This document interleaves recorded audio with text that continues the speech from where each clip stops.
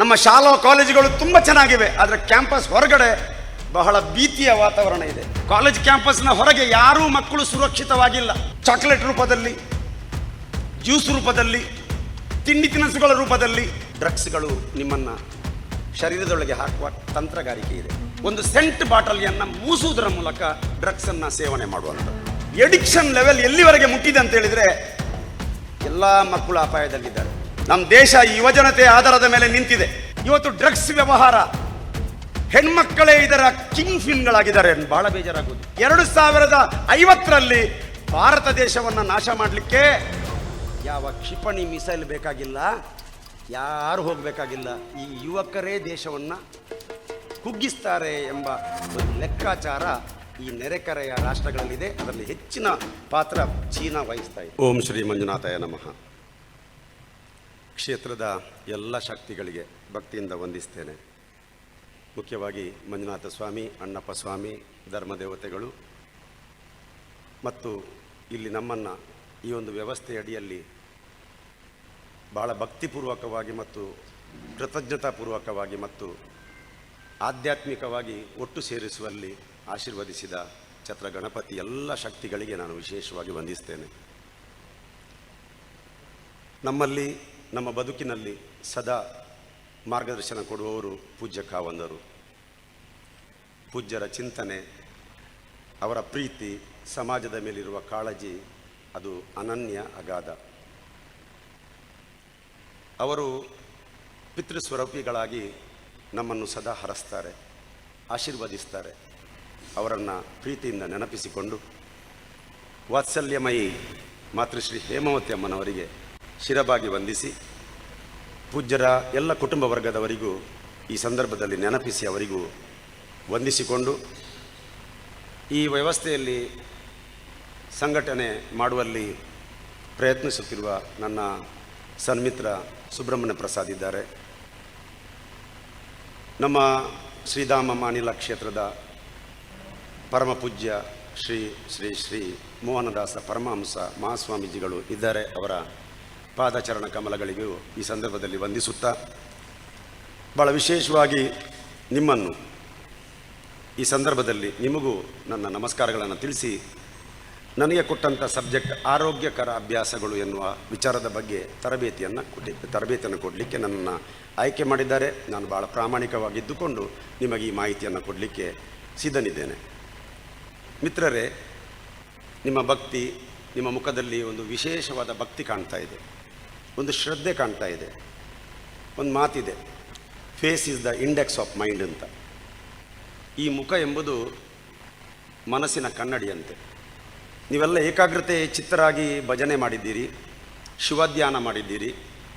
ಎಲ್ಲಿ 10 ಜನರು ಒಟ್ಟಾಗಿ ಪ್ರಾರ್ಥಿಸ್ತಾರೆ ಅಲ್ಲಿ ದೇವರಿದ್ದಾರೆ ಅಂತೇಳಿ ಹೇಳ್ತಾರೆ. ಇದು ಎಲ್ಲ ಧರ್ಮಗ್ರಂಥಗಳು ಅದನ್ನೇ ಹೇಳ್ತವೆ. ಇಲ್ಲಿ 10 ಜನರು ಮತ್ತು 10 ಮನಸ್ಸುಗಳು ಒಟ್ಟಾಗಿ ನಾವು ಪ್ರಾರ್ಥಿಸಿದ್ದೇವೆ. ಇಲ್ಲಿ ಖಂಡಿತ ದೇವರಿದ್ದಾರೆ ಎಂಬುದನ್ನು ನಾನು ಒಪ್ಪಿಕೊಳ್ತೇನೆ, ನೀವು ಒಪ್ಪಿಕೊಳ್ಬೇಕು. ಇದು ಸಾಮಾನ್ಯ ಸಭೆ ಅಲ್ಲ, ಇದು ದೇವಸಭೆ. ಇಲ್ಲಿ ನಮ್ಮ ಮಾತು, ನಡೆ, ನುಡಿಯು ಎಲ್ಲವೂ ಕೂಡ ಪರಮಾತ್ಮನಿಗೆ ಸಮರ್ಪಿತವಾದದ್ದು ಎಂಬುದನ್ನು ನಾನು ಹೇಳಲಿಕ್ಕೆ ಇಷ್ಟಪಡ್ತೇನೆ. ಒಮ್ಮೆ ನೀವು ಇಲ್ಲಿ ಬಂದು ತರಬೇತಿಯನ್ನು ಪಡೆದು ಹೋಗ್ತೀರಿ ಎನ್ನುವಂಥ ಮಾತು ನಿಮ್ಮಲ್ಲಿ ಇರುವುದು ಬೇಡ. ನೀವೊಂದು ದೀಕ್ಷೆಯನ್ನು ಪಡೆದು ಹೋಗ್ತೀರಿ ಎನ್ನುವಂಥ ಒಂದು ಭಕ್ತಿ ನಿಮ್ಮಲ್ಲಿರಬೇಕು. ನೀವು ಗೃಹಸ್ಥರಾಗಿರ್ಬೋದು, ದೊಡ್ಡ ಮನೆಯಲ್ಲಿ, ಸಣ್ಣ ಮನೆಯಲ್ಲಿ, ಅಥವಾ ಬೇರೆ ಬೇರೆ ವ್ಯವಸ್ಥೆಯಲ್ಲಿ ನೀವು ಇರುವವರಾಗಿರ್ಬೋದು, ಬೇರೆ ಬೇರೆ ಊರಿನಿಂದ ನೀವು ಬಂದಿದ್ದೀರಿ. ಆದರೆ ನಾವು ಎಲ್ಲರೂ ಇಲ್ಲಿ ಒಂದೇ ಹಾಡಿಗೆ ತಾಳ ಹಾಕ್ತೇವೆ, ಒಂದೇ ಹಾಡಿಗೆ ನಾವು ಭಜನೆಯನ್ನು ಮಾಡ್ತೇವೆ ಮತ್ತು ಹೆಜ್ಜೆಗಳನ್ನು ಹಾಕ್ತೇವೆ. ಇಲ್ಲಿ ನಾವೆಲ್ಲರೂ ಒಂದೇ.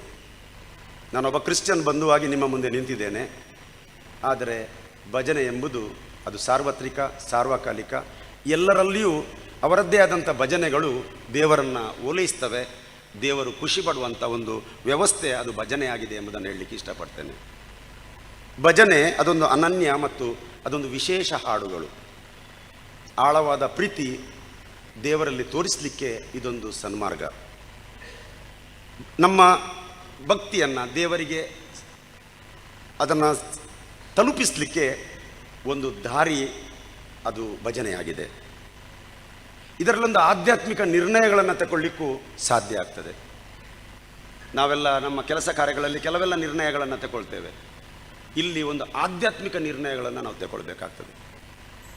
ಇದನ್ನು ಯಾರು ಬೋಧಿಸಿ ಹೇಳುವಂಥ ನಿರ್ಣಯಗಳಲ್ಲ. ಮನುಷ್ಯ ತಪ್ಪು ಸಾಮಾನ್ಯವಾಗಿ ಎಲ್ಲರೂ ಮಾಡ್ತಾರೆ. ತಪ್ಪು ಮಾಡೋದು ಮನುಷ್ಯನ ಗುಣ. ತಪ್ಪು ಮಾಡದ ಮನುಷ್ಯನೇ ಇಲ್ಲ ಅಂತ ಹೇಳ್ತಾರೆ. ಕಾಲು ಜಾರಿದ್ರೆ ಆಣೆನೂ ಬೀಳ್ತದೆ. ಸೂರ್ಯನಿಗೂ ಗ್ರಹಣ ಬರ್ತದೆ, ಚಂದ್ರನಿಗೂ ಗ್ರಹಣ ಬರ್ತದೆ. ಕೆಲವೊಮ್ಮೆ ನಮ್ಮ ಅಚಾತುರ್ಯದಿಂದ ನಾವು ತಪ್ಪುಗಳನ್ನು ಮಾಡಿದರೆ, ಕೆಲವೊಮ್ಮೆ ನಮ್ಮ ತಪ್ಪು ತಿಳುವಳಿಕೆಯಿಂದ ನಾವು ತಪ್ಪುಗಳನ್ನು ಮಾಡಿದರೆ, ಕೆಲವೊಮ್ಮೆ ನಮ್ಮ ಸಹಸ್ನೇಹಿತರಿಂದ ತಪ್ಪುಗಳನ್ನು ನಾವು ಮಾಡಿದರೆ, ಇನ್ನು ಕೆಲವೊಮ್ಮೆ ನಾವು ಏನೂ ಮಾಡದೆ ತಪ್ಪಿಗೆ ಒಳಗಾಗ್ತೇವೆ. ಒಂದು ಮಾತಿದೆ, ಸಜ್ಜನರ ಸಹವಾಸ ಹೆಜ್ಜೆಯನ್ನು ಸವಿದಂತೆ ಅಂತ. ಒಂದು ಮಾತಿದೆ, ಜನನ ಅಂದರೆ ಬರ್ತ್, ABCD. ಅದರಲ್ಲಿ BCD ಎಂಬುದು ಬಹಳ ಮುಖ್ಯ.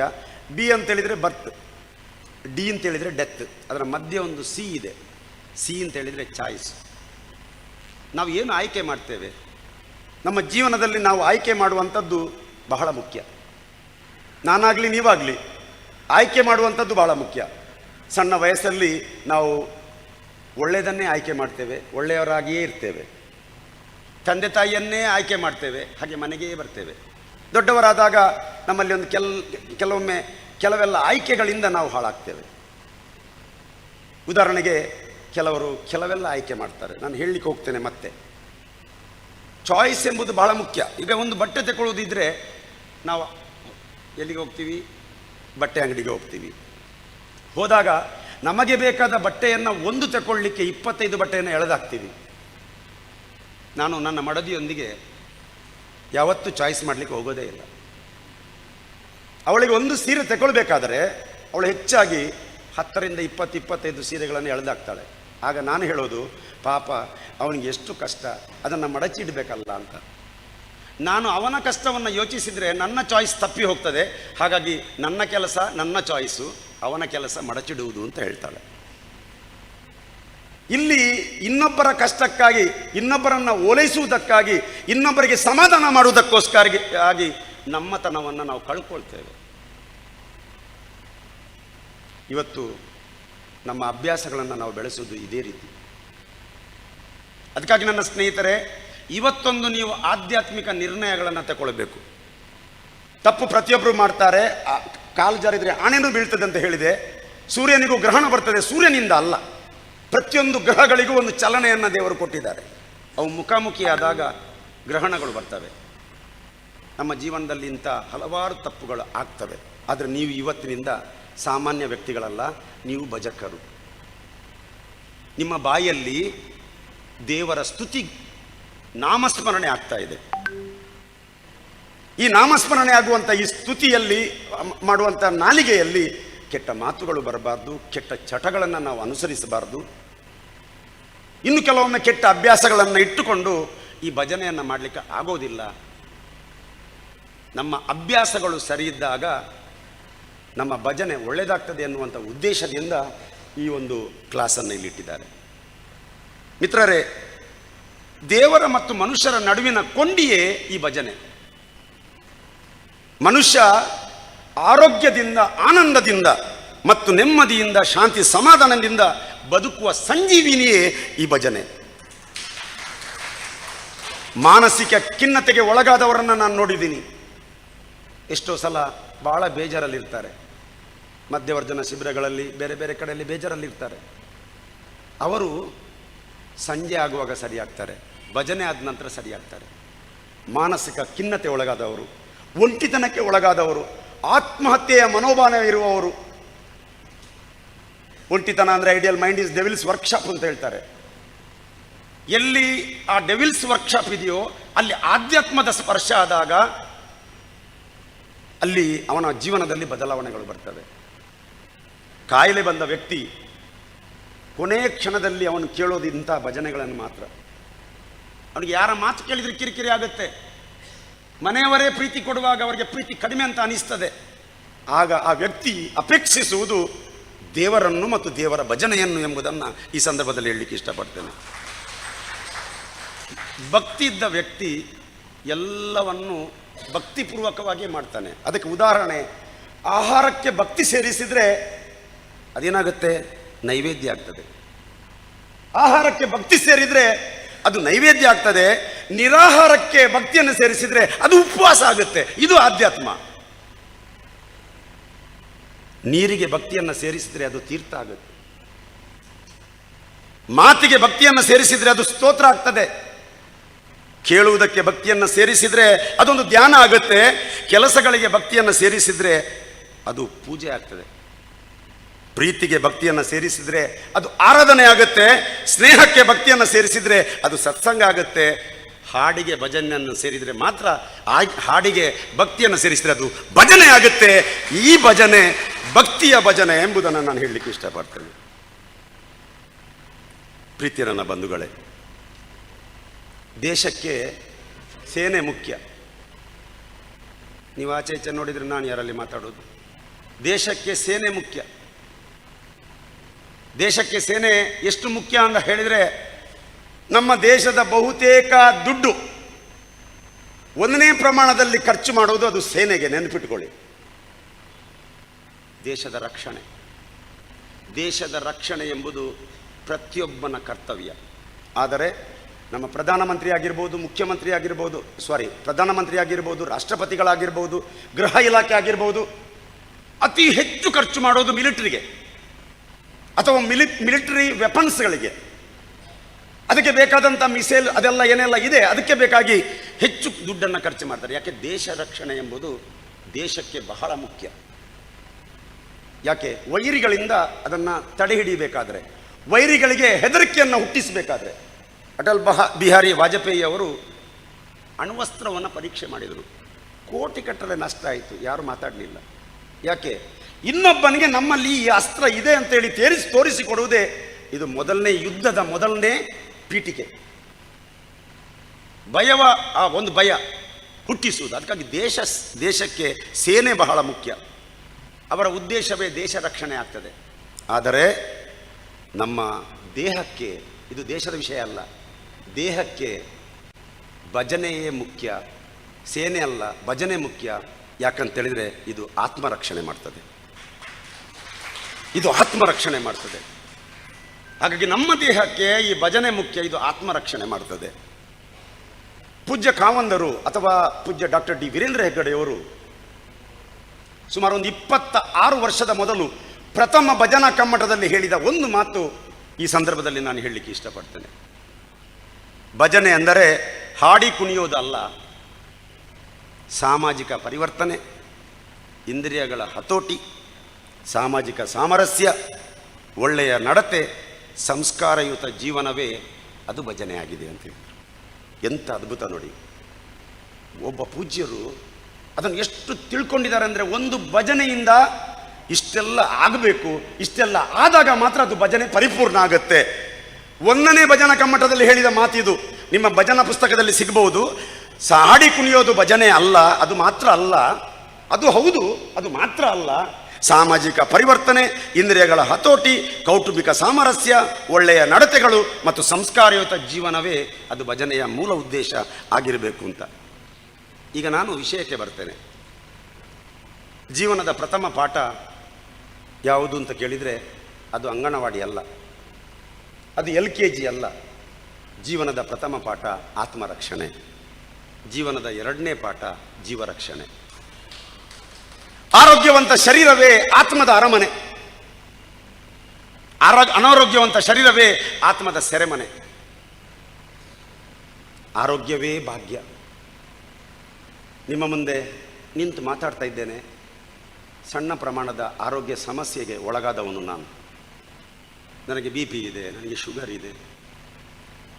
ನನ್ನ ಜೀವನದಲ್ಲಿ ನಾನು 1, 2, 3 ಮಾತ್ರೆ, ಈಗ ಮಧ್ಯಾಹ್ನ 3 ಮಾತ್ರೆ, ಬೆಳಗ್ಗೆ 2 ಮಾತ್ರೆ, 260 ಮಾತ್ರೆಗಳನ್ನು ತಿಂತೇನೆ ತಿಂಗಳಿಗೆ. ನನ್ನ ಬದುಕಿನಲ್ಲಿ ಬೇರೆ ಯಾವ ಥ್ರೆಟ್ ಇಲ್ಲ, ಆರೋಗ್ಯದ ಥ್ರೆಟ್ ಇದೆ. ಕೆಲವೊಮ್ಮೆ ನಾನು ಯೋಚಿಸುವುದು ಇದೆ, ಇದು ಯಾಕಾಗಿ ನನಗೆ ಬಂತು ಅಂತ. ನನ್ನಲ್ಲಿರುವ ಎಲ್ಲ ಒಳ್ಳೆತನವನ್ನು ಕೆಲವೊಮ್ಮೆ ಮರೆತು ನನಗೆ ಸಮಸ್ಯೆ ಇದೆಯಲ್ಲ ಅಂತೇಳಿ ಕೆಲವೊಮ್ಮೆ ನಾನು ಯೋಚಿಸ್ತೇನೆ. ಹಾಗಾದರೆ ಆರೋಗ್ಯವೇ ಭಾಗ್ಯ. ನಿಮಗೆಲ್ಲರಿಗೂ ಒಳ್ಳೆಯ ಆರೋಗ್ಯ ದೇವರು ಕೊಟ್ಟಿದ್ದಾನೆ. ಅದನ್ನು ಕಾಪಾಡೋದು ಬಹಳ ಮುಖ್ಯ. ದುಶ್ಚಟದಲ್ಲಿದ್ದವನಿಗೆ ಕೆಟ್ಟ ಮೇಲೆ ಬುದ್ಧಿ, ಮರದ ಮೇಲೆ ಮಲಗಿದವನಿಗೆ ಬಿದ್ದ ಮೇಲೆ ಎಚ್ಚರಿಕೆ. ಹಾಳಾದ ಮೇಲೆ ಬುದ್ಧಿ ಬಂದು ಏನು ಪ್ರಯೋಜನ? ಡಯಾಬಿಟಿಕ್ ರೋಗಿಯಾದ ನಂತರ ನಾನು ಬರಬಾರ್ದಿತ್ತು ಅಂತ ಯೋಚಿಸ್ಲಿಕ್ಕೆ ಆಗೋದಿಲ್ಲ. ಬರುವ ಮೊದಲೇ ನಾನು ಯೋಚಿಸಬೇಕಿತ್ತು. ನೀವು ಯೋಚಿಸಿ ಅಂತ ಈ ಸಂದರ್ಭದಲ್ಲಿ ಹೇಳಲಿಕ್ಕೆ ಇಷ್ಟಪಡ್ತೇನೆ. ತಿಂದ ಆಹಾರದಲ್ಲಿ ದೇವನೂ ಆಗಬಹುದು, ತಿಂದ ಆಹಾರದಲ್ಲಿ ರಕ್ಕಸನೂ ಆಗಬಹುದು. ಆಹಾರದಲ್ಲಿ 4 ವಿಧ: ಸಾತ್ವಿಕ ಆಹಾರ, ತಾಮಸಿಕ ಆಹಾರ, ಶೂನ್ಯ ಆಹಾರ, ವರ್ಜನೀಯ ಆಹಾರ. ನಾನು ಹೇಳಿದ ಆಹಾರದ ಕ್ರಮಗಳಲ್ಲಿ ವ್ಯತ್ಯಾಸ ಇರಬಹುದು, ನ್ಯಾಚುರೋಪತಿಯಿಂದ ಬೇರೆ ರೀತಿಯಲ್ಲಿ ಹೇಳ್ಬೋದು. ಆದರೆ ಎಲ್ಲದರ ತಾತ್ಪರ್ಯ ಆ 4 ವರ್ಗೀಕರಣದಲ್ಲೇ ಇದೆ. ಸಾತ್ವಿಕ ಆಹಾರ ಅಂತ ಹೇಳಿದ್ರೆ ಸತ್ವಗುಣ. ಇವತ್ತು ಬೆಳಗ್ಗೆದ್ದು ಹಾಲು ಕುಡ್ದಿದ್ದೀರಿ, ಜ್ಯೂಸ್ ಕುಡ್ದಿದ್ದೀರಿ, ಅಥವಾ ನೀರು ಕುಡ್ದಿದ್ದೀರಿ, ಒಳ್ಳೆಯ ತರಕಾರಿ ಊಟ ಮಾಡಿದ್ದೀರಿ, ಸತ್ವಗುಣ ಹೊರಗೆ ಬಂದಿದೆ. ನಾವು ತಿಂದ ಆಹಾರದಲ್ಲಿ ದೇವನೂ ಆಗ್ಬೋದು, ರಾಕ್ಷಸನೂ ಆಗ್ಬೋದು.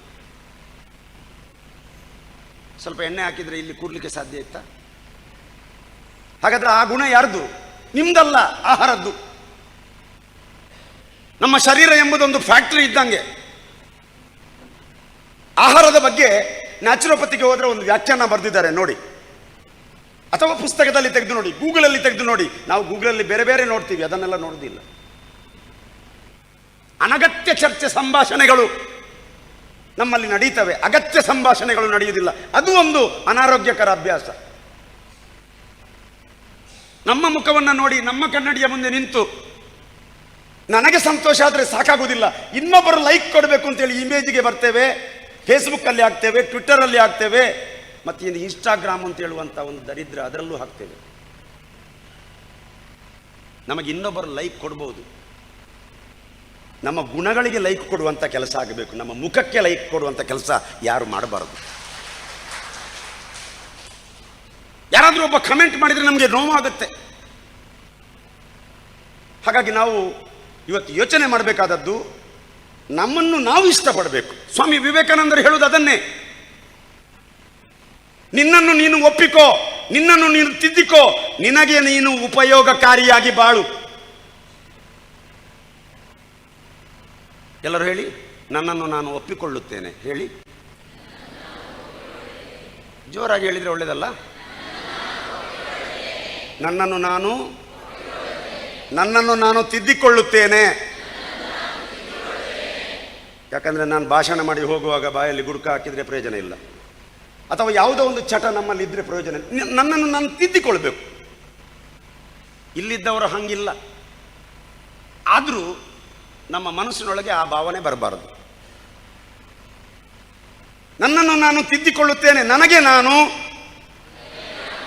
ಉಪಯೋಗಕಾರಿಯಾಗಿ ಬಾಳಿ ಬದುಕುತ್ತೇನೆ, ನನ್ನ ಜೀವನವನ್ನು ರೂಪಿಸುತ್ತೇನೆ, ವ್ಯಸನ ಮುಕ್ತನಾಗುತ್ತೇನೆ. ಇದು ನಿಮ್ಮ ದೀಕ್ಷೆ ಆಗಬೇಕು, ಇದು ನಿಮ್ಮ ಉದ್ದೇಶ ಆಗಬೇಕು. ವ್ಯಸನ ಮುಕ್ತ ಕುಟುಂಬ ಕಟ್ಟಬೇಕು, ಭಜನೆಯಿಂದ ವ್ಯಸನ ಮುಕ್ತ ಸಮಾಜ ಕಟ್ಟಬೇಕು. ಇದು ಇವತ್ತಿನ ಕಾರ್ಯಕ್ರಮದ ತಾತ್ಪರ್ಯ. ಅದಕ್ಕಾಗಿ ನಾನು ಹೇಳುವುದು, ಒಂದು ಆಸ್ಪತ್ರೆಯಲ್ಲಿ ಬರ್ತದೆ, ಆಹಾರ ಅಂದರೆ ಆಹಾರ ಶರೀರವನ್ನು ಬೆಳೆಸ್ತದೆ. ಎಲ್ಲರೂ ಹೇಳಿ, ಜೋರಾಗಿ ಹೇಳಬೇಕು. ಆಹಾರ ಶರೀರವನ್ನು ಬೆಳೆಸ್ತದೆ ಅಂದರೆ 2 ಜನ ಮಲಗ್ತಾ ಇದ್ರು, ಅವರಿಗೆ ಎಚ್ಚರಿಕೆ ಆಗಬೇಕಾಗಿ. ಆಹಾರ ಶರೀರವನ್ನು ಬೆಳೆಸ್ತದೆ. 1 2. ಆಹಾರ ಶರೀರವನ್ನು ಉಳಿಸ್ತದೆ. ಆಹಾರ ಶರೀರಕ್ಕೆ ಬಲ ಕೊಡ್ತದೆ. ಮದ್ಯಪಾನ ಮತ್ತು ಮಾದಕ ವಸ್ತುಗಳು ಆಹಾರವೇ? 4 ಜನರ ಅಲ್ಲ ಅಂತ ಹೇಳಿದ್ರು, ಉಳಿದವ್ರಿಗೆ ಹೌದು ಅಂತ ಉಂಟ. ಮದ್ಯಪಾನ ಮತ್ತು ಮಾದಕ ವಸ್ತುಗಳು ಆಹಾರವೇ? ಇದು ನಮ್ಮನ್ನು ಉಳಿಸ್ತದೆಯೇ?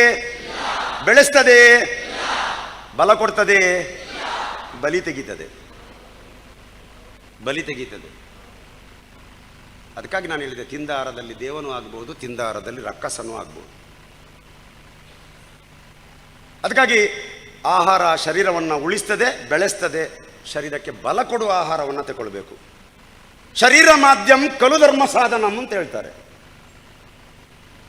ಈ ಶರೀರವೇ ಎಲ್ಲ ಒಳ್ಳೆ ಕೆಲಸ ಮಾಡುವುದಕ್ಕೆ ಅದು ಒಂದು ಅಸ್ತ್ರ. ಶರೀರ ಯಾವುದೇ ಒಳ್ಳೆ ಕೆಲಸ ಮಾಡೋದಕ್ಕೆ ಈ ಶರೀರ ಬೇಕು. ಪ್ರಾಣಿ ಪಕ್ಷಿಗಳು ತಿಂತವೆ, ಕುಡಿತವೆ, ಬದುಕ್ತವೆ. ನನಗೆ ಗೊತ್ತಿಲ್ಲ ಇಲ್ಲಿ ಸೂಸೈಡ್ ಮಾಡಿದ್ದು. ಮನುಷ್ಯನೇ ಏನು ಗುಂಡಿಟ್ಟು ಕೊಲ್ಲಬೇಕಷ್ಟೇ, ಅಥವಾ ಏನು ಉರುಳು ಹಾಕಿ ಸಾಯಿಸಬೇಕಷ್ಟೇ.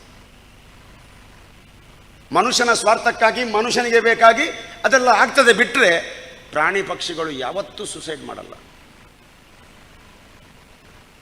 ಪ್ರಾಣಿ ಪಕ್ಷಿಗಳು ತಿಂತವೆ, ಕುಡಿತವೆ, ಬದುಕ್ತವೆ. ಮನುಷ್ಯ ಮಾತ್ರ ತಿಂತಾನೆ, ಕುಡಿತಾನೆ, ಸಾಯ್ತಾನೆ. ಯಾವುದು ತಿನ್ನಬೇಕು, ಯಾವುದು ತಿನ್ನಬಾರ್ದು, ಯಾವುದು ಮುಟ್ಟಬೇಕು, ಯಾವುದು ಮುಟ್ಟಬಾರ್ದು, ಯಾವುದು ಮಾಡಬೇಕು, ಯಾವುದು ಮಾಡಬಾರ್ದು, ಯಾವುದು ನಂದು, ಯಾವುದು ನಂದಲ್ಲ, ಇದು ಗೊತ್ತಿರೋದು ಮನುಷ್ಯನಿಗೆ. ಆದರೆ ಸಾಯೋದು ಮನುಷ್ಯನೇ. ಎಷ್ಟು ವಿಚಿತ್ರ ನೋಡಿ, ಎಷ್ಟು ವಿಚಿತ್ರ ನೋಡಿ. ಡ್ರಿಂಕ್ ಎಂತ ಸಾಕಿದೆ, ಕುಡಿಲಿಕ್ಕೆ ಯಾವುದೂ ಆಗ್ತದೆ ಮನುಷ್ಯನಿಗೆ. ನೋಡೋ ಪ್ರಾಣಿಗಳಿಗೆ ಒಂದು ಅದು ಕುಡಿಯದ್ದುಕೊಂಡೋಗಿ ಇಡಿ, ಅದು ಮುಟ್ಟೋದೇ ಇಲ್ಲ, ಅದು ಮುಟ್ಟೋದೇ ಇಲ್ಲ.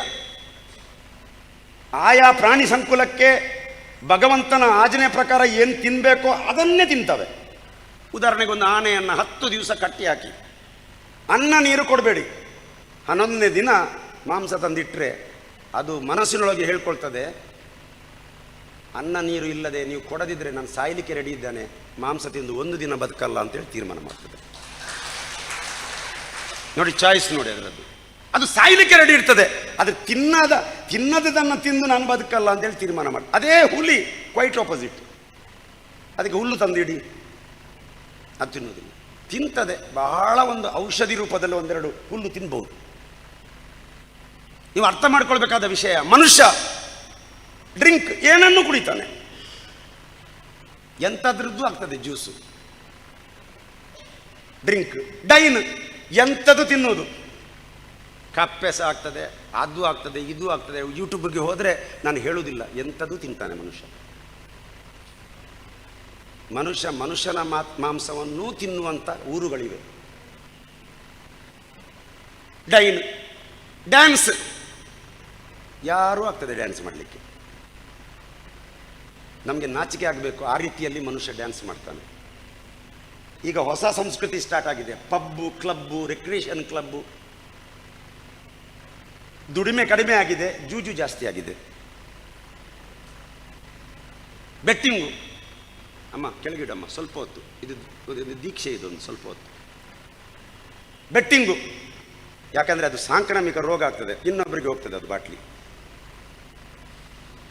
ಬೆಟ್ಟಿಂಗು, ಕ್ರಿಕೆಟ್ನ ಬಾಲಿಗೆ ಬೆಟ್ಟಿಂಗ್ ಇದೆ. ಮೊದಲೊಂದು ಮ್ಯಾಚ್ಗೆ, ವರ್ಲ್ಡ್ ಕಪ್ನ ಕೊನೆಯ ಮ್ಯಾಚ್ಗೆ ಬೆಟ್ಟಿಂಗ್ ಇರ್ತಿತ್ತು, ಅಥವಾ ಇಂಡಿಯಾ ಪಾಕಿಸ್ತಾನ ಮ್ಯಾಚ್ಗೆ ಬೆಟ್ಟಿಂಗ್ ಇತ್ತು. ಈಗಲ್ಲ, ಬಾಲಿಗೆ ಬೆಟ್ಟಿಂಗ್ ಇದೆ, ಓವರಿಗೆ ಬೆಟ್ಟಿಂಗ್ ನಡೀತದೆ. ಕ್ಲಬ್ಬು, ಪಬ್ ಸಂಸ್ಕೃತಿ. ಮಾದಕ ವಸ್ತುಗಳು ವ್ಯಾಪಕವಾಗಿ ಸಿಗ್ತವೆ. ನಮ್ಮ ಶಾಲಾ ಕಾಲೇಜುಗಳು ತುಂಬ ಚೆನ್ನಾಗಿವೆ, ಆದರೆ ಕ್ಯಾಂಪಸ್ ಹೊರಗಡೆ ಬಹಳ ಭೀತಿಯ ವಾತಾವರಣ ಇದೆ. ಕಾಲೇಜ್ ಕ್ಯಾಂಪಸ್ನ ಹೊರಗೆ ಯಾರೂ ಮಕ್ಕಳು ಸುರಕ್ಷಿತವಾಗಿಲ್ಲ. ಚಾಕ್ಲೇಟ್ ರೂಪದಲ್ಲಿ, ಜ್ಯೂಸ್ ರೂಪದಲ್ಲಿ, ತಿಂಡಿ ತಿನಿಸುಗಳ ರೂಪದಲ್ಲಿ, ನಿಮಗೆ ಮುಖಕ್ಕೆ ಹಾಕುವ ಪೌಡರ್ ಇದೆಯಲ್ಲ ಆ ರೂಪದಲ್ಲಿ, ನೀವು ಬ್ಯೂಟಿ ಪಾರ್ಲರ್ಗೆ ಹೋಗಿ ಮಾಡುವಂಥ ಫೇಶಿಯಲ್ ಇದೆಯಲ್ಲ ಆ ರೂಪದಲ್ಲಿ ಡ್ರಗ್ಸ್ಗಳು ನಿಮ್ಮನ್ನು ಶರೀರದೊಳಗೆ ಹಾಕುವ ತಂತ್ರಗಾರಿಕೆ ಇದೆ. ಇತ್ತೀಚೆಗೆ ಒಂದು ಸೆಂಟ್ ಬಾಟಲಿಯನ್ನು ಮೂಸುವುದರ ಮೂಲಕ ಡ್ರಗ್ಸನ್ನು ಸೇವನೆ ಮಾಡುವಂಥದ್ದು. ನೀವು ಅರ್ಥ ಮಾಡಿಕೊಳ್ಬೇಕು, ಎಡಿಕ್ಷನ್ ಲೆವೆಲ್ ಎಲ್ಲಿವರೆಗೆ ಮುಟ್ಟಿದೆ ಅಂತ ಹೇಳಿದರೆ ಎಲ್ಲ ಮಕ್ಕಳು ಅಪಾಯದಲ್ಲಿದ್ದಾರೆ. ನಮ್ಮ ದೇಶದಲ್ಲಿ 65% ಯುವಕರಿರೋದು, ಯುವಜನತೆ ಇರೋದು. ನಮ್ಮ ದೇಶ ಯುವಜನತೆ ಆಧಾರದ ಮೇಲೆ ನಿಂತಿದೆ. ಇಂದಿನ ಯುವಕರೇ ಮುಂದಿನ ಜನಾಂಗ ಅಂತ ಹೇಳ್ತಾರೆ.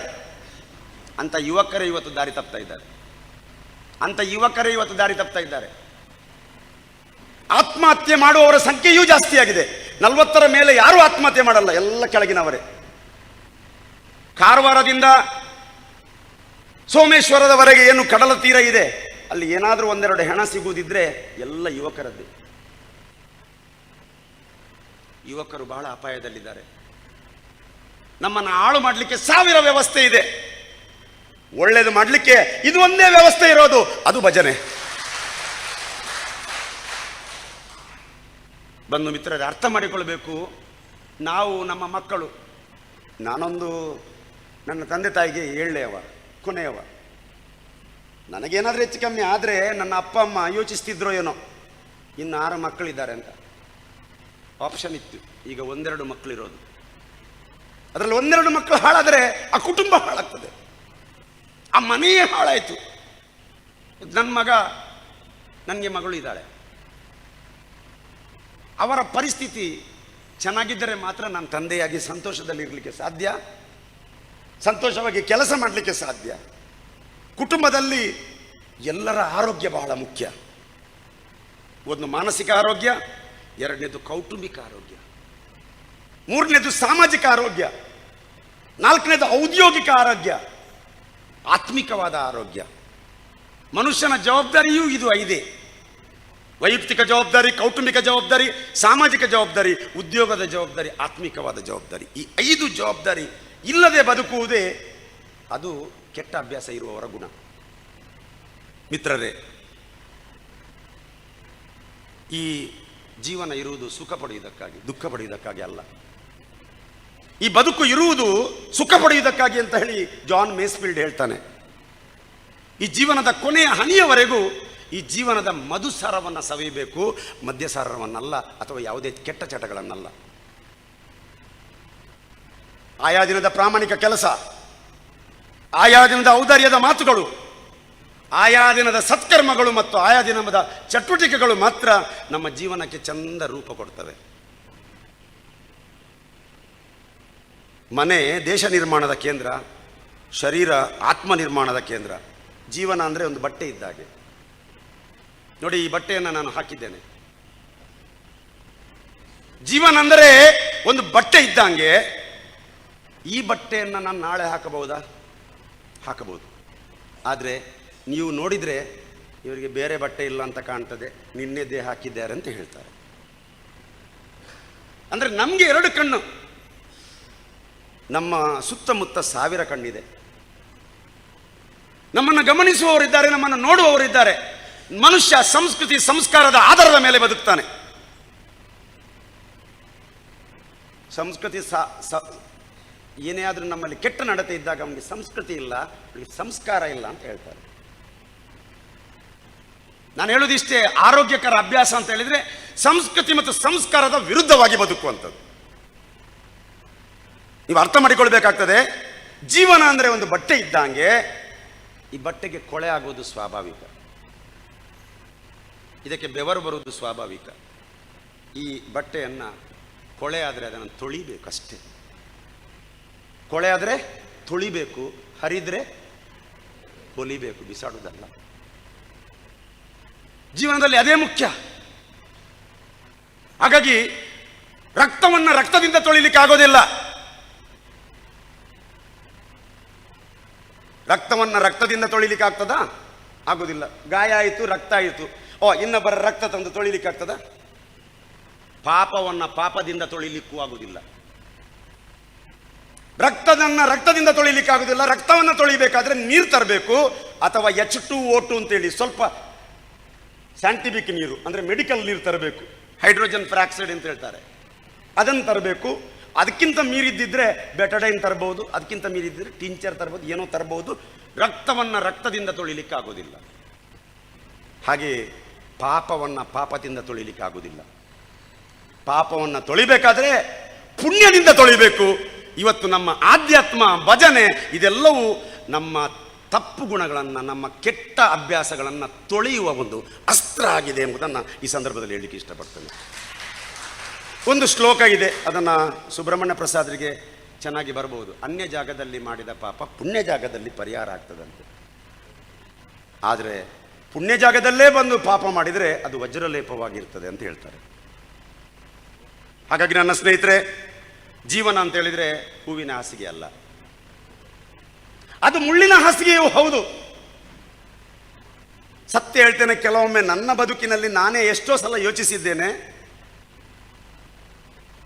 ಇದು ಬಹಳ ಕಷ್ಟ ಉಂಟು ನಾನು ಮುಂದೆ ಹೋಗಲಿಕ್ಕೆ ಅಂತ. ನಿರಾಶೆ ಪ್ರತಿಯೊಬ್ಬ ಮನುಷ್ಯನಿಗೆ ಬರ್ತದಲ್ವಾ? ಜೀವನ ಅಂತೇಳಿದರೆ ಹೂವಿನ ಹಾಸಿಗೆ ಅಲ್ಲ, ಮದುವೆಯ ರಾತ್ರಿ ಮಲಗುವ ಆ ಬೆಡ್ ಅಲ್ಲ. ಅದನ್ನು ಹಾಕುವ ಉದ್ದೇಶ ನಿಮ್ಮ ದಾಂಪತ್ಯ ಹೂವಿನ ಹಾಸಿಗೆಯ ಮೇಲೆಯೇ ನೀವು ಮಲಗಿದ ಹಾಗೆ ನಿಮ್ಮ ಜೀವನವನ್ನು ಮುಂದುವರಿಸಿ ಅಂತೇಳಿ ಶುಭ ಹಾರೈಸುವ ಒಂದು ವ್ಯವಸ್ಥೆ ಅಷ್ಟೇ. ಅದು ಹನಿಮೂನಿಗೆ ಬೆಡ್ ಮೇಲೆ ಹೂ ಹಾಕಬೇಕು, ಹೂ ಕಟ್ಟಬೇಕು ಅಂತೇಳೋ ವಿಷಯ ಅಲ್ಲ. ಅದರ ಅರ್ಥ ದಯಮಾಡಿ ಇದು ಬಹಳ ಸೀರಿಯಸ್ ಆಗಿ ಹೇಳುವಂಥ ವಿಷಯ. ಹೂವಿನ ಹಾಸಿಗೆ ಅಲ್ಲ, ಇದು ಮುಳ್ಳಿನ ಹಾಸಿಗೆಯೂ ಹೌದು. ಆದರೆ ಒಂದು ಮಾತ್ರ ಹೇಳ್ತೇನೆ ನೋಡಿ, ಆರೋಗ್ಯಕರ ಅಭ್ಯಾಸದ ಬಗ್ಗೆ ಸಬ್ಜೆಕ್ಟ್ ಬರುತ್ತೆ ನೋಡಿ. ಮುಳ್ಳಿನ ಹಾಸಿಗೆಯೂ ಹೌದು, ಆದರೆ ಜೀವಿಸುವವನ ಜೀವಿತಕ್ಕೆ ಅನುಗುಣವಾಗಿ ಆ ಮುಳ್ಳಿನ ಹಾಸಿಗೆಯನ್ನು ಹೂವಿನ ಹಾಸಿಗೆಯನ್ನಾಗಿ ಪರಿವರ್ತನೆ ಮಾಡಬಹುದು. ಜೀವಿಸುವವನ ಜೀವಿತಕ್ಕೆ ಅನುಗುಣವಾಗಿ, ಜೀವಿಸುವವನ ಜೀವಿತಕ್ಕೆ ಅನುಗುಣವಾಗಿ ನಮ್ಮ ಜೀವನವನ್ನು ಸುಧಾರಿಸಿಕೊಂಡು ಹೋಗ್ಬೋದು. ಮಿತ್ರರೇ, ಸಮುದ್ರ ಯಾವತ್ತೂ ಯಾವ ಹಡಗನ್ನು ಮುಳುಗಿಸುವುದಿಲ್ಲ. ಮುಳುಗಿಸಬಹುದು, ಈಗ ಮುಳುಗುವುದೇ ಇಲ್ಲ. ಯಾಕಂದರೆ ಎಲ್ಲವೂ ತಂತ್ರಜ್ಞಾನ. ಸಮುದ್ರಕ್ಕೆ ಇಳಿಬೇಡಿ ಅಂತ ಹೇಳಿದರೆ, ಅಣ್ಣ ಸಮುದ್ರಕ್ಕೆ ಇಳಿಬೇಡಿ ಅಂತ ಹೇಳಿದರೆ ದೋಣಿಗಳು ಇಳಿಯುವುದಿಲ್ಲ. ಯಾಕೆ? ತಂತ್ರಜ್ಞಾನ ಅಷ್ಟು ಸ್ಟ್ರಾಂಗ್ ಇದೆ. ಎಲ್ಲ ಬಿಟ್ಟು ನಿಮಗೆ ಗೊತ್ತಿದೆಯೋ ಇಲ್ಲವೋ ಗೊತ್ತಿಲ್ಲ, ನಾನೊಬ್ಬ ರೈತ. ಇಲ್ಲಿ ನಾನು ಸಂಪನ್ಮೂಲ ವ್ಯಕ್ತಿಯಾಗಿ ಬಂದಿರಬಹುದು, ಮನೆಯಲ್ಲಿ ನಾನು ರೈತ. ನನಗೆ ಕೃಷಿ ತೋಟ ಇದೆ. ನಾನು ನನ್ನ RTC ಆಧಾರದ ಮೇಲೆ ಬೆಂಗಳೂರಿಗೆ ಫೋನ್ ಮಾಡ್ತೀನಿ. ವರುಣ ಮಿತ್ರ ಅಂತೇಳಿ ಒಂದು ಚಾನಲ್ ಇದು ಇದೆ, ಫೋನ್ ನಂಬರ್ ಇದೆ. ಸರ್, ಅಡಿಕೆಗೆ ಮದ್ದು ಬಿಡಲಿಕ್ಕಿದೆ, ಇವತ್ತು ಮಳೆ ಬರ್ತದೆಯೋ ಅಂತ ಕೇಳಿದರೆ ಖಂಡಿತ ಬರಲ್ಲ ಅಂತ ಹೇಳಿದರೆ ಗ್ಯಾರಂಟಿ ಮದ್ದು ಕಲಿಸ್ತೀನಿ ನಾನು. ಅಷ್ಟು ಸ್ಟ್ರಾಂಗ್ ಇವತ್ತು ವರುಣ ಮಿತ್ರ ಚಾನಲಲ್ಲಿ ಹೇಳ್ತಾರೆ ಮಳೆ ಬರ್ತದೆ ಇಲ್ವೋ ಅಂತ. ಶಾಮಿಯಾನ ಹಾಕದೆ ಫಂಕ್ಷನ್ ತೆಗಿಬಹುದು. ಅಷ್ಟು ನಿಖರವಾದ ಮಾಹಿತಿ ಹೇಳುವ ವ್ಯವಸ್ಥೆ ಇವತ್ತಿದೆ. ಹಾಗಾಗಿ ಸಮುದ್ರ ಯಾರನ್ನು ಮುಳುಗಿಸುವುದಿಲ್ಲ. ಆದರೆ ಆ ದೋಣಿಯಲ್ಲಿರುವ ಆ ನಾವಿಕನಲ್ಲಿರುವ ಮತ್ತು ಆ ಹಡಗಿನಲ್ಲಿರುವ ಏನು ದೋಷ ಇದೆ, ಅದು ಮಾತ್ರ ಸಮುದ್ರದಲ್ಲಿ ಒಬ್ಬ ದೋಣಿಯನ್ನು ಮುಳುಗಿಸ್ಲಿಕ್ಕೆ ಸಾಧ್ಯ. ಇವತ್ತು ನಾವು ಪ್ರಪಂಚದಲ್ಲಿ ಮುಳುಗಲಿಕ್ಕೆ ಸಾಧ್ಯ ಆಗುವ ಹಾಗೆ ನಮ್ಮನ್ನು ದೇವರು ಸೃಷ್ಟಿ ಮಾಡಲಿಲ್ಲ. ನಾವು ಮುಳುಗ್ತೇವಂತಾದರೆ ನಮ್ಮಲ್ಲಿರುವ ದೋಷವೇ ಅದಕ್ಕೆ ಕಾರಣ ಎಂಬುದನ್ನು ಈ ಸಂದರ್ಭದಲ್ಲಿ ಹೇಳಲಿಕ್ಕೆ ಇಷ್ಟಪಡ್ತೇನೆ. ಮನುಷ್ಯ ಇವತ್ತು ನಿಮ್ಮಲ್ಲಿ ನನ್ನ ವಿಶೇಷವಾದಂಥ ವಿನಮ್ರತೆ ಏನು ಅಂತ ಹೇಳಿದರೆ, ನೀವು ಭಜಕರಾಗಿ ಇಲ್ಲಿ ಬಂದಿದ್ದೀರಿ. ನಿಮ್ಮ ಒಂದು ವ್ಯವಸ್ಥೆಯಲ್ಲಿ ನೀವು ಕೆಲವು ವಿಷಯಗಳನ್ನು ತಿಳ್ಕೊಳ್ಬೇಕು. ಒಬ್ಬ ಭಜಕ ಅಂತ ಹೇಳಿದರೆ ಅವನಿಗೆ ಕಾಳಜಿ ಇರಬೇಕು, ಎರಡನೇದು ಬದ್ಧತೆ ಇರಬೇಕು, ಮೂರನೇದು ವಿಷಯದ ಬಗ್ಗೆ ಜ್ಞಾನ ಇರಬೇಕು. ಭಜನೆಗೂ ತಾಳ ಹಿಡಿಯೋದಕ್ಕೂ ಕುಣಿಯುವುದಕ್ಕೂ ಮತ್ತು ಈ ಭಾಷಣಕ್ಕೂ ಏನು ಸಂಬಂಧ ಅಂತ ಕೇಳಿದರೆ ಅದು ದೊಡ್ಡ ಸಂಬಂಧ. ಎಲ್ಲ ಇದ್ದು ಇದು ಇಲ್ಲದಿದ್ದರೆ ಆ ಭಜನೆ ವ್ಯರ್ಥ. ಬ್ಯಾಂಕ್ ಬ್ಯಾಲೆನ್ಸ್ ಇಲ್ಲದ ಚೆಕ್ ವ್ಯರ್ಥ. ಭಕ್ತಿ ಇಲ್ಲದ ಭಜನೆಯೂ ವ್ಯರ್ಥ. ಇನ್ನೊಬ್ಬರಿಗೆ ತೋರಿಸಿಕೊಡುವ ಭಕ್ತಿ ನಮಗೆ ಬೇಡ, ನಿಜವಾದ ಭಕ್ತಿ ನಮ್ಮಲ್ಲಿ ಬೇಕು ಎಂಬುದು ನನ್ನ ಮಾತಿನ ತಾತ್ಪರ್ಯ. ಮಿತ್ರರೇ, ಈ ವ್ಯಸನ ಅಂತ ಹೇಳಿದರೆ ಸಿಂಬಳದಲ್ಲಿರುವ ಸೊಳ್ಳೆ ಅಂತೆ. ಸಿಂಬಳ ಬೇಡ ಅಂತ ನೀವು ಇಟ್ಕೊಳ್ತೀರಾ, ಬಿಸಾಡ್ತೀವಿ, ವಾಂತಿನೂ ಬರ್ತದೆ ನಿಮಗೆ. ಹೌದು, ಕರೆಕ್ಟ್. ಸಿಂಬಳ ಬೇಡ ಅಂತ ನಾವು ಬಿಸಾಡಿದರೆ ಅಲ್ಲಿ ಏನು ಬರುತ್ತೆ? ನಮಗೆ ಬೇಡ, ಸೊಳ್ಳೆಗೆ ಬೇಕು. ಸೊಳ್ಳೆ ಬಂದು ಕೂರುತ್ತೆ. ಸೊಳ್ಳೆ ಬಂದು ಎಲ್ಲಿ ಕೂರುತ್ತೆ? ಸಿಂಬಳದ ಮೇಲೆಯೇ ಕೂರುತ್ತೆ. ಸಿಂಬಳದ ಮೇಲೆ ಕೂತು ಸಿಂಬಳವನ್ನೇ ತಿಂತದೆ. ಕೊನೆಗೆ ಇನ್ನು ಹೊಟ್ಟೆ ತುಂಬಿಸಿ ಆಯಿತು, ಇನ್ನೇನು ಹಾರಬೇಕು ಅಂತಾದಾಗ ಅದರ ಕಾಲೇ ಅದಕ್ಕೆ ಅಂಟಿಕೊಳ್ಳುತ್ತೆ, ಅದರಲ್ಲೇ ಬಿದ್ದು ಸತ್ತುಕೊಳ್ಳು. ವ್ಯಸನಗಳಲ್ಲಿ ಬಿದ್ದವ ವ್ಯಸನದಲ್ಲೇ ಸಾಯ್ತಾನೆ. ಸರ್ವಜ್ಞನ ವಚನ ಹೇಳುತ್ತೆ, ಮದ್ಯಪಾನವ ಮಾಡಿ, ಒಂದು ವ್ಯಸನದ ಬಗ್ಗೆ ಮಾತ್ರ ವಿವರಿಸ್ತೇನೆ. ಮದ್ಯಪಾನವ ಮಾಡಿ ಇದ್ದುದೆಲ್ಲವ ನೀಗಿ ಬಿದ್ದು ಬರುವವನ ಸದ್ದಡಗಿ ಸಂತಾನ ಎದ್ದು ಹೋಗುವುದು ಸರ್ವಜ್ಞ. ವ್ಯಸನದಲ್ಲಿದ್ದವನಿಗೆ ಅವನ ಕುಟುಂಬ ಸಂಸಾರ ಅವನನ್ನು ಬಿಟ್ಟು ಹೋಗ್ತಾರೆ. ಪ್ರಪಂಚದ ದೊಡ್ಡ ಅಸ್ಪೃಶ್ಯತೆ ಅದು. ಮನುಷ್ಯನಲ್ಲಿ ಅಸ್ಪೃಶ್ಯತೆ ಇಲ್ಲ. ಮನುಷ್ಯನಲ್ಲಿ ಯಾವ ಅಸ್ಪೃಶ್ಯತೆಯೂ ಇಲ್ಲ. ಎಲ್ಲರೂ ನಾವು ಸಮಾನರೇ. ಆದರೆ ಒಂದು ಮಾತು ಹೇಳ್ತೀನಿ, ವ್ಯಸನಗಳಲ್ಲಿ ಒಳಗಾದವನನ್ನು ಅಸ್ಪೃಶ್ಯನಾಗಿ ಕಾಣ್ತಾರೆ. ಒಂದು ಮಾತು ಹೇಳ್ತೀನಿ, ಯಾರು ಮದ್ಯಪಾನ ಮಾಡ್ತಾನೆ, ಯಾರಿಗೆ ಇಂಥ ಚಟಗಳಿರ್ತವೆ, ಅರ್ಥ ಮಾಡಿಕೊಳ್ಳಿ, ಯಾವ ಹೆಂಡತಿಗೂ ಕುಡುಕ ಗಂಡ ಬೇಕಾಗಿಲ್ಲ. ಕೊಡುತ್ತಾಯೇ ವರವ ಕುಡುಕನಲ್ಲದ ಗಂಡನ ಅಂತ ಪ್ರಾರ್ಥಿಸಿ ಅವಳು ಮದುವೆ ಆಗ್ತಾಳೆ. ಎಷ್ಟೋ ಸಲ ಮದುವೆ ಆದ ನಂತರ ಅವನಿಗೆ ಚಟ ಉಂಟು ಅಂತ ಗೊತ್ತಾದ ನಂತರ ಡೈವರ್ಸಿಗೆ ಹೋದದಿದೆ, ದಾರಿ ತಪ್ಪಿದ್ದಿದೆ. ನಾನು ಸೋತೆ ಅಂತೇಳಿ ಕಣ್ಣೀರು ಹಾಕಿದ್ದಿದೆ, ನಾನು ಸೋತೆ ಅಸಹಾಯಕಳಾದಂತೇಳಿ ಆತ್ಮಹತ್ಯೆ ಮಾಡಿದ್ದಿದೆ. ಯಾವ ಹೆಂಡತಿಗೂ ಕುಡುಕ ಗಂಡ ಬೇಕಾಗಿಲ್ಲ, ಅಥವಾ ಎಡಿಕ್ಷನ್ ಇರುವ ಗಂಡ ಬೇಕಾಗಿಲ್ಲ. ಯಾವ ಮಕ್ಕಳಿಗೂ ಒಬ್ಬ ಕುಡುಕ ಅಪ್ಪ ಬೇಕಾಗಿಲ್ಲ. ಯಾವ ಸಮಾಜಕ್ಕೂ ಒಬ್ಬ ಕುಡುಕ ಪ್ರಜೆ ಬೇಕಾಗಿಲ್ಲ. ಯಾವ ದೇವರಿಗೂ ಒಬ್ಬ ಕುಡುಕ ಭಕ್ತ ಬೇಕಾಗಿಲ್ಲ ಎಂಬುದನ್ನು ಈ ಸಂದರ್ಭದಲ್ಲಿ ಹೇಳಲಿಕ್ಕೆ ಇಷ್ಟಪಡ್ತೇನೆ. ಯಾಕೆ ಒಂದು ಮಾತು ಹೇಳಲಿಕ್ಕೆ ಇಷ್ಟಪಡ್ತೇನೆ. ಹಾವಿನ ಬಾಯಿಗೆ ತುತ್ತಾದ ಕಪ್ಪೆ ನೊಣಕ್ಕೆ ಆಸೆ ಪಟ್ಟಂತೆ. ಹಾವು ಹೋಗ್ತಾ ಇದೆ, ಕೆರೆ ಹಾವು ಕಪ್ಪೆಯನ್ನು ಹಿಡಿದಿದೆ. ಮುಖಕ್ಕೆಲ್ಲ ಅದರ ಹಿಂದಿನ ಭಾಗಕ್ಕೆ ಹಿಡಿದುಕೊಂಡಿದೆ. ಕಪ್ಪೆ ಭಾವಿಸ್ತಾ ಉಂಟು, ಎಲ್ಲೋ ಪೊದೆಯಲ್ಲಿ ಸಿಕ್ಕಿದ್ದೇನೆ ಅಂತ. ಕಪ್ಪೆಯ ತಲೆಯಲ್ಲಿ ನಾನು ಹಾವಿನ ಬಾಯಲ್ಲಿ ಅದಕ್ಕೆ ಕಾಣುವುದಿಲ್ಲಲ್ಲ, ಅದಕ್ಕೆ ಮಿರರ್ ಇಲ್ವಲ್ಲ, ಹಾಗಾಗಿ ಅದಕ್ಕೆ ಗೊತ್ತಾಗೋದಿಲ್ಲ ನನ್ನನ್ನು ಹಿಡಿದದ್ದು ಯಾರು ಅಂತ. ಕಪ್ಪೆ ಏನು ಮಾಡ್ತದೆ ಗೊತ್ತಾ, ಸಜೀವ ಇದೆ. ಹಾವು ಯಾವತ್ತೂ ಹಿಡಿದ ಬಾಯಿಯನ್ನು ಓಪನ್ ಮಾಡೋದೇ ಇಲ್ಲ, ಅದು ಹಿಡ್ಕೊಂಡಿರ್ತದೆ ಅಷ್ಟೇ, ಹಿಡ್ಕೊಂಡಿರ್ತದೆ.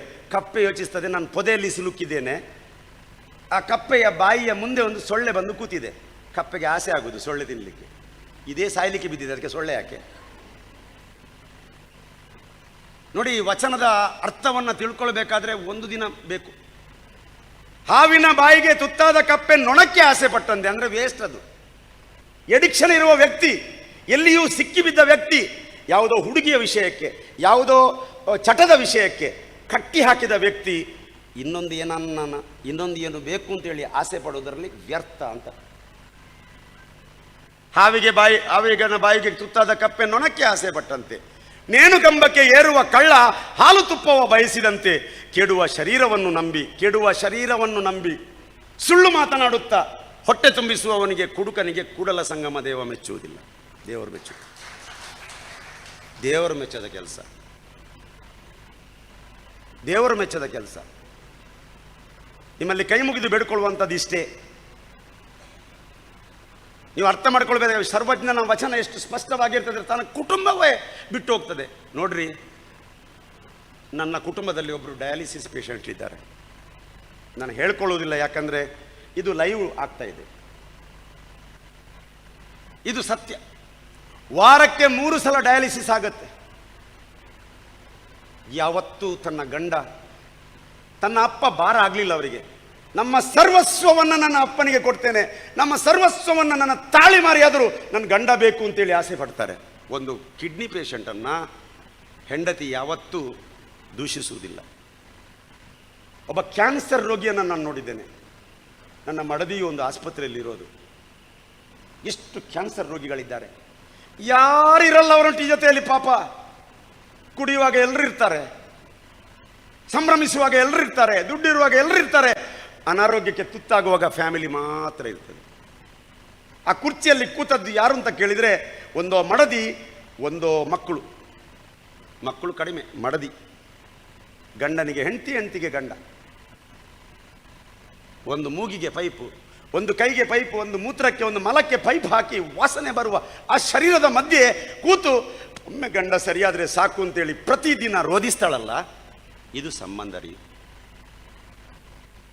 ಈ ಸಂಬಂಧ ಉಳಿಸಬೇಕಲ್ವಾ? ಅರ್ಥ ಮಾಡಿಕೊಳ್ಬೇಕು ನಾವು. ಇವತ್ತು ನಮ್ಮ ಕುಟುಂಬದ ಸಂಬಂಧವನ್ನು ಅರ್ಥ ಮಾಡಿಕೊಂಡ್ರೆ ಇಂಥ ಕೆಟ್ಟ ಅಭ್ಯಾಸಗಳು ನಮಗೆ ಬರಲಿಕ್ಕೆ ಸಾಧ್ಯ ಇಲ್ಲ. ನಾನು ಸೆಂಟ್ರಲ್ ಜೈಲಿಗೆ 4-5 ಜೈಲಿಗೆ ಹೋಗಿದ್ದೇನೆ, ಖೈದಿಯಾಗಿ ಅಲ್ಲ, ಒಬ್ಬ ವೀಕ್ಷಕನಾಗಿ, ಕೆಲವೊಮ್ಮೆ ತರಬೇತುದಾರನಾಗಿ ನನ್ನನ್ನು ಕರೆದಿದ್ದಾರೆ. ಹೋಗಿದ್ದೇನೆ. ಹೋಗಿ ವಾಪಸ್ ಬರಬೇಕಾದ್ರೆ ಎಲ್ಲರೊಂದು 100-300 ಖೈದಿಗಳು, ವಿಚಾರಣಾಧೀನ ಖೈದಿಗಳು ಅಲ್ಲಿರ್ತಾರೆ. ಕಾರ್ಯಕ್ರಮದ ಮುಗಿದ ನಂತರ ಅವರಿಗೆ ಏನೋ ಖುಷಿ ಆಗ್ತದೋ ಗೊತ್ತಿಲ್ಲ, ನನಗೆ ಗೊತ್ತಿಲ್ಲ, ಎಲ್ಲರೂ ಬಂದು ನನ್ನ ಕಿಸೆಗೆ ಕೈ ಹಾಕ್ಲಿಕ್ಕೆ ಶುರು ಮಾಡಿದರು. ನನಗೆ ವಿಚಿತ್ರ ಅನಿಸುತ್ತೆ, ಯಾಕಪ್ಪ ಇವರು ಕಿಸೆಗೆ ಕೈ ಹಾಕ್ತಾರೆ? ಭಯ ಬೇರೆ ಉಂಟು ನನಗೆ. ಇವರು ಏನು ಮಾಡಿದ್ರು ತೊಂದರೆ ಇದ್ದೆ. ನಾನು ಒದ್ದಾಡದಲ್ಲಿ ಒಮ್ಮೆ ಹೊರಗೆ ಬಂದಾಗ ಆ ಕ್ಯಾಬಿನಲ್ಲಿ ಜೈಲರ್ ಅಂತೇಳಿ ಇರ್ತಾರೆ. ಅವ್ರು ಜೈಲರು ನನ್ನ ಕಿಸೆಯಲ್ಲಿದ್ದ ಎಲ್ಲ ಚೀಟಿ, ಇಷ್ಟು ಚೀಟಿ ಇತ್ತು, 20ರಿಂದ 30 ಚೀಟಿಗಳನ್ನು ತೆಗೆದ್ರು. ಸರ್ ಇನ್ನು ನೀವು ಹೋಗಿ ಅಂತ ಹೇಳಿದರು. ಸರ್ ನಾನು ಯಾವ ಚೀಟಿಯನ್ನು ನೋಡೋದಿಲ್ಲ, ಯಾವ ಚೀಟಿಯೂ ನನಗೆ ಬೇಡ, ಆದರೆ ಕುತೂಹಲಕ್ಕೆ ಆ ಚೀಟಿಯಲ್ಲಿ ಏನಿದೆ ಅಂತ ನನಗೆ ಹೇಳಿ ಅಂತ ಹೇಳಿದರೆ, ಒಂದು ಚೀಟಿ ತೆಗೆದು ಓದಿದಾಗ ಗೊತ್ತಾಯಿತು. ಸರ್ ತುಂಬ ದಿನ ಆಯಿತು ಸರ್, ನನ್ನ ಮಿಸಸ್ ಬರಲಿಲ್ಲ, ಬರೋಕ್ಕೆ ಹೇಳಿ, ನನ್ನ ನಂಬರ್ ಮತ್ತು ಅವಳ ನಂಬರ್. ಸರ್ ತಪ್ಪು ಮಾಡುವಾಗ ಯಾರಿಗೂ ಫ್ಯಾಮಿಲಿ, ಸಂಸಾರ, ಕುಟುಂಬ ಯಾವುದು ಯೋಚನೆ ಬರಲ್ಲ, ಎಲ್ಲ ಆದ ನಂತರ ಆ ನೆನಪು ಬರ್ತದೆ. ಅದಕ್ಕಾಗಿ ನನ್ನ ಸ್ನೇಹಿತರೆ, ನಮ್ಮ ಆರೋಗ್ಯಕರ ಅಭ್ಯಾಸಗಳನ್ನು ಹೊರತಾಗಿ ನಾವು ಬದುಕಿದರೆ ನಮ್ಮ ಕುಟುಂಬಕ್ಕೆ ನಾವು ಮೋಸ ಮಾಡ್ತೇವೆ ಎಂಬುದನ್ನು ಇಲ್ಲಿ ನಾವು ಅರ್ಥ ಮಾಡಿಕೊಳ್ಬೇಕಾಗ್ತದೆ. ಅದಕ್ಕಾಗಿ ನನ್ನ ಸ್ನೇಹಿತರೆ, ಈ ದುಶ್ಚಟ, ದುರಾಭ್ಯಾಸ ಎಂಬುದು ಅದೊಂದು ಭೀಕರವಾದ ಚಟ, ಬರ್ಬರವಾದಂಥ ಸಮಸ್ಯೆ, ಕೆಟ್ಟ ಅಭ್ಯಾಸ ಮತ್ತು ಮೂಢ ಸಂಪ್ರದಾಯ. ಯಾವುದೇ ಚಟಗಳು ಅದು ಸ್ಲೋ ಕಿಲ್ಲಿಂಗ್ ಪಾಯ್ಸನ್ ಇದ್ದಾಗೆ, ನಿಧಾನವಾಗಿ ಕೊಲ್ಲುವ ವಿಷ. ನೋಡಿ, ನಾನು ಆಗಲೇ ಸರ್ವಜ್ಞನ ವಚನದ 2ನೇ ವಚನ ಹೇಳ್ತೇನೆ. ಮದ್ದು ತಿನ್ನುವ ಪ್ರಾಣಿ ಬುದ್ಧನನ್ ಬೇಡ, ಮದ್ದಿನ ರಸವು ತಲೆಗೇರಿ ಚಿತ್ತದಿ ಬಿಂಗಿ ಅಂತೀಯನು ಸರ್ವಜ್ಞ. ಸುರೆಯ ಸೇವಿಸುವವನ, ಸುರಿಗೆಯ ಪಿಡಿದವನ, ದೊರೆಯಲುಮೆಗಾಗಿ ಹೆಣಗೋನು, ಸೊರಗಿ ಸಾಯೋದು ಸರ್ವಜ್ಞ. ಸುರೆಯ ಸೇವಿಸುವವನ, ಸುರಿಗೆಯ ಪಿಡಿದವನ ಅಂದರೆ ಯಾರು ಈ ಸುರೆಯ ಸಹವಾಸ ಮಾಡ್ತಾರೆ ಅವರು ಚಾಕಿನ ಸಹವಾಸ ಮಾಡ್ತಾರೆ. ಅಂದರೆ ಚಾಕು ಹಿಡಿದ ರೌಡಿ ಚಾಕು ಬಿಡದಿದ್ದರೆ, ರೌಡಿಸಮ್ ಬಿಡದಿದ್ದರೆ ಚಾಕಲ್ಲೇ ಸಾಯ್ತಾನೆ. ಬಾಟ್ಲಿ ಹಿಡಿದವ ಬಾಟ್ಲಿ ಬಿಡದಿದ್ದರೆ ಬಾಟ್ಲಿಯಲ್ಲೇ ಸಾಯ್ತಾನೆ. ಬಿಡುವುದು ಮುಖ್ಯ, ಹಿಡ್ಕೊಂಡದ್ದು ಏನೋ ಗ್ರಾಚಾರ ಬಿಡಿ. ತುಂಬ ಕಾರಣ ಹೇಳ್ತಾರೆ, ನಾನು ಯಾವ ಕಾರಣವನ್ನು ಒಪ್ಕೊಳ್ಳಲ್ಲ. 30 ವರ್ಷದಿಂದ ವ್ಯಸನಿಗಳ ಜೊತೆಯಲ್ಲಿ ಕೆಲಸ ಮಾಡ್ತಾ ಇದ್ದೇನೆ. ತುಂಬ ಕಾರಣ ಹೇಳ್ತಾರೆ. ಅವೈಲೇಬಿಲಿಟಿ ಅಂತ ಹೇಳ್ತಾರೆ, ಮಾಸ್ ಮೀಡಿಯಾ ಅಂತ ಹೇಳ್ತಾರೆ, ಅಥವಾ ಒಂಟಿತನ ಅಂತ ಹೇಳ್ತಾರೆ, ಜಿಗುಪ್ಸೆ ಅಂತ ಹೇಳ್ತಾರೆ, ಹೆರಿಡಿಟರಿ ಅಂತ ಹೇಳ್ತಾರೆ. ತುಂಬ ಆ ಕಾರಣಗಳನ್ನು ಹೇಳ್ತಾರೆ. ಇನ್ನು ಕೆಲವರು ಟೆನ್ಷನ್ ಅಂತ ಹೇಳ್ತಾರೆ, ಇನ್ನು ಕೆಲವರು ಹ್ಯಾಪಿನೆಸ್ ಅಂತ ಹೇಳ್ತಾರೆ, ಖುಷಿಗೆ ಕುಡಿತಾರೆ, ಏನೋ ತುಂಬ ಕಾರಣ ಹೇಳ್ತಾರೆ. ಆದರೆ ನಾನು ಹೇಳೋದು ಒಂದೇ, ವ್ಯಸನಕ್ಕೆ ಯಾವುದೇ ಕಾರಣ ಇಲ್ಲ. ನನ್ನ ಅನುಭವದ ಪ್ರಕಾರ, 27 ವರ್ಷದ ಈ ಡಿಅಡಿಕ್ಷನ್ ಫೀಲ್ಡ್ನ ಅನುಭವದ ಪ್ರಕಾರ ಒಂದೇ ಕಾರಣ, weak mind and weak personality. ದುರ್ಬಲ ಮನಸ್ಸು ಮತ್ತು ದುರ್ಬಲ ವ್ಯಕ್ತಿತ್ವವೇ ಇದಕ್ಕೆ ಕಾರಣ. ಸ್ಟ್ರಾಂಗ್ ಮೈಂಡ್ ಇದ್ರೆ ಯಾವುದು ಬೇಕಾಗಿಲ್ಲ. ಆಸೆ ಪ್ರತಿಯೊಬ್ಬರಿಗೂ ಇದೆ. ಅದಕ್ಕಾಗಿ ಇದು ಬುದ್ಧ ಮಹಾವೀರರು ಹೇಳಿದರು, ಆಸೆಯೇ ದುಃಖದ ಮೇಲ ಅಂತ ಹೇಳಿದರು.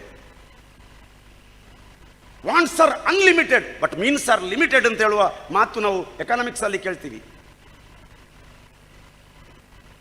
ಭೂಮಿಗಿಂತ ದೊಡ್ಡದು ಸಮುದ್ರ ಅಂತೆ, ಸಮುದ್ರಕ್ಕಿಂತ ದೊಡ್ಡದು ಆಕಾಶ ಅಂತೆ, ಆಕಾಶಕ್ಕಿಂತಲೂ ದೊಡ್ಡದು ಬ್ರಹ್ಮವಸ್ತು ಅಂತೆ, ಬ್ರಹ್ಮವಸ್ತುವಿಗಿಂತ ದೊಡ್ಡದು ನಮ್ಮ ಆಸೆ ಅಂತೆ. ಆಸೆ ನಿಗ್ರಹ ಮಾಡುವುದೇ ದೊಡ್ಡ ಪ್ರಯತ್ನ. ನಮಗೆ ತುಂಬ ಆಸೆಗಳು ಬರ್ತವೆ, ಆದರೆ ನಮ್ಮ ಮೀನ್ಸ್, ನಮ್ಮ ದಾರಿಗಳನ್ನು ನಾವು ನೋಡಬೇಕಾಗ್ತದೆ. ಕೆಲವೊಮ್ಮೆ ಆಸೆ ಜಾಸ್ತಿ ಆದರೆ ನಮ್ಮ ಅಭ್ಯಾಸಗಳು ಹಾಳಾಗ್ತವೆ.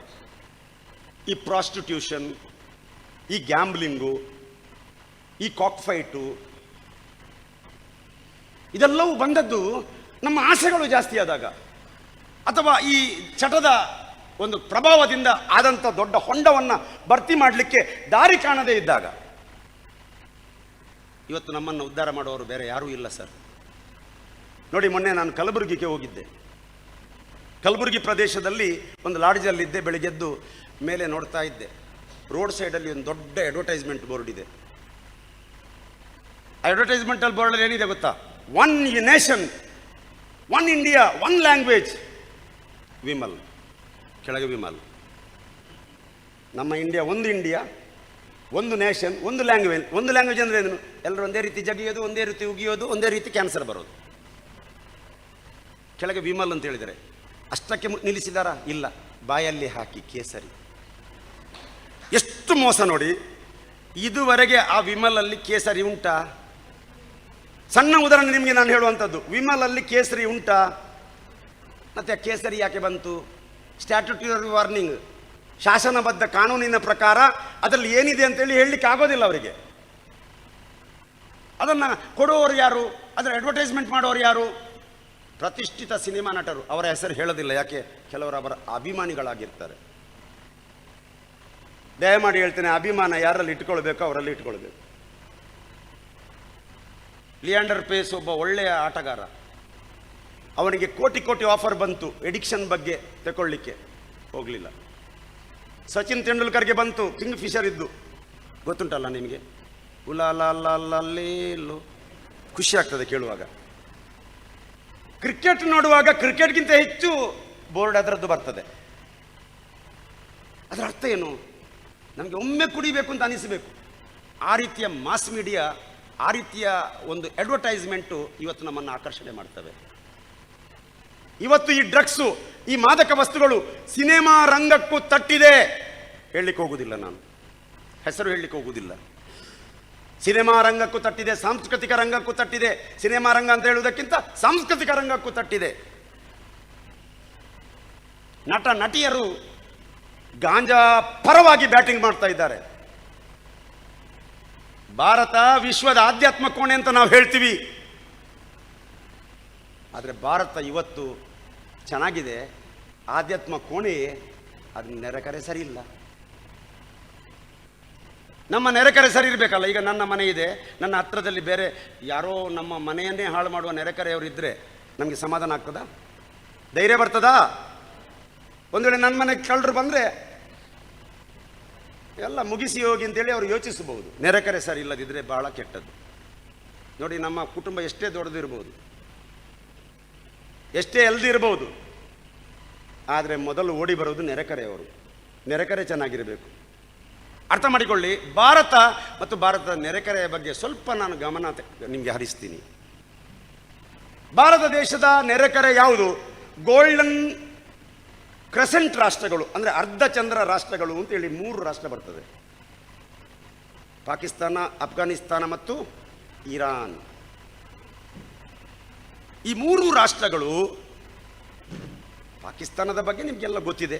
ಭಯೋತ್ಪಾದನೆ, ಅದರ ಭಯೋತ್ಪಾದನೆಯ ಪ್ರಾಕ್ಟೀಸ್ ಮಾಡುವ ಕೇಂದ್ರ ಭಾರತ.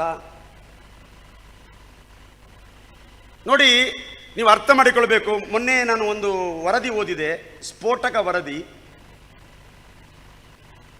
ಕೊಚ್ಚಿ ಕಡಲ ತೀರದಲ್ಲಿ NCB ಅಂದರೆ ನಾರ್ಕೋಟಿಕ್ ಕಂಟ್ರೋಲ್ ಬ್ಯೂರೋದವರು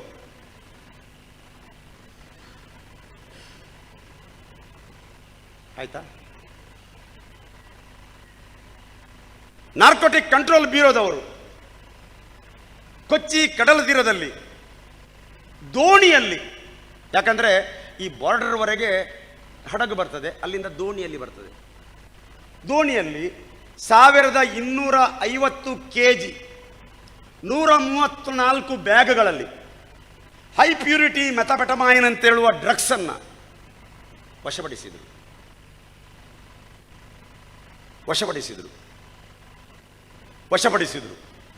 ಅರ್ಥ ಮಾಡಿಕೊಳ್ಳಿ. ಇದರ ವ್ಯಾಲ್ಯೂ ಎಷ್ಟು ಗೊತ್ತಾ ನಿಮಗೆ? ಕೇವಲ 134 ಬ್ಯಾಗಿನ ವ್ಯಾಲ್ಯೂ ಎಷ್ಟು ಗೊತ್ತಾ? 48,000 ಕೋಟಿ ರೂಪಾಯಿ. ಇವತ್ತು ಡ್ರಗ್ಸ್ ವ್ಯವಹಾರ, ಹೆಣ್ಮಕ್ಕಳೇ ಇದರ ಕಿಂಗ್ ಫಿನ್ಗಳಾಗಿದ್ದಾರೆ. ಬಹಳ ಬೇಜಾರಾಗೋದು. ಖುಷಿಯಾ ಕೆಲವರಿಗೆ?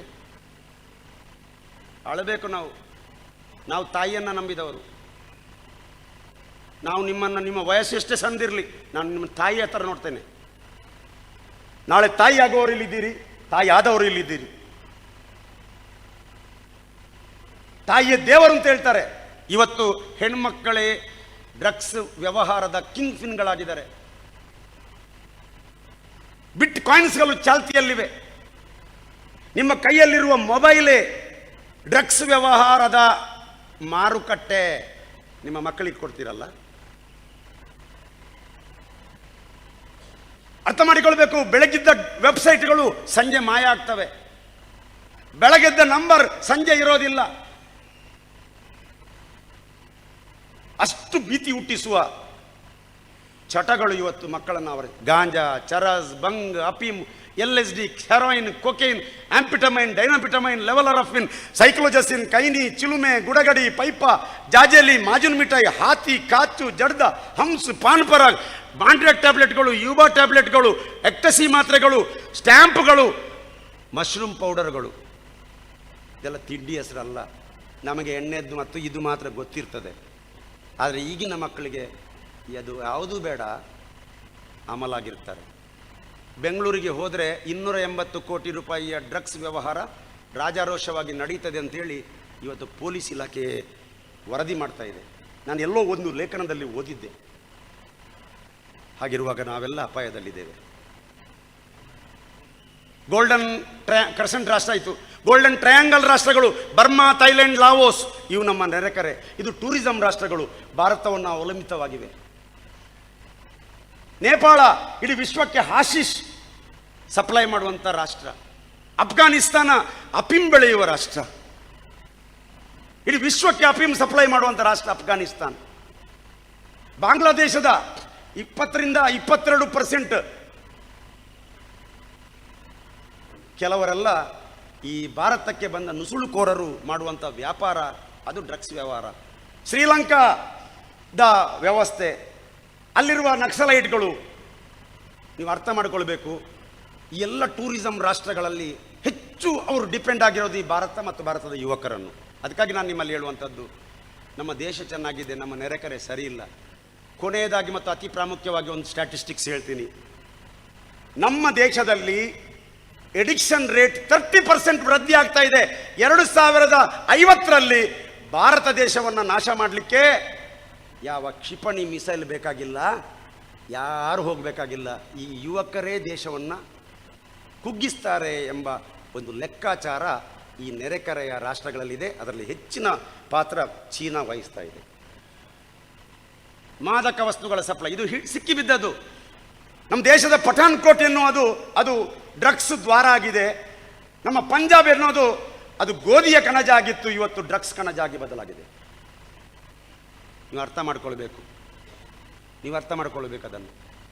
ನಾವು ಖಾಲಿ ಇಲ್ಲಿ ನಮ್ಮ ದೊಡ್ಡ ರಾಷ್ಟ್ರ ಧರ್ಮವು ನಮ್ಮ ಮನಸ್ಸಿಗೆ ಬರಬೇಕು. ನಾವು ಈ ಭಜನೆಯನ್ನು ಮಾಡಿ ಸಾಮಾಜಿಕ ಜವಾಬ್ದಾರಿ ನಮಗಿದೆ ಅಲ್ವಾ, ಅದನ್ನು ನಾವು ಮಾಡಬೇಕು. ದೇಶವನ್ನು ಯೋಧರು ಕಾಯ್ತಾರೆ, ನಮ್ಮ ಊರು ಮತ್ತು ಪರಿಸರವನ್ನು ನಮ್ಮ ಈ ಭಜನಾ ತಂಡಗಳು ಕಾಯಬೇಕು. ಆ ಸ್ಥಿತಿಯಲ್ಲಿ ನಾವು ಒಂದು ಸೈನಿಕನಾಗೆ ಕೆಲಸ ಮಾಡುವಂಥ ಒಂದು ದೀಕ್ಷೆಯನ್ನು ಈ ಕ್ಯಾಂಪಲ್ಲಿ ನೀವು ತಗೊಳ್ಬೇಕು. ಈ ತರಬೇತಿ ಕಾರ್ಯಕ್ರಮದಲ್ಲಿ ನೀವು ತಗೊಳ್ಬೇಕು.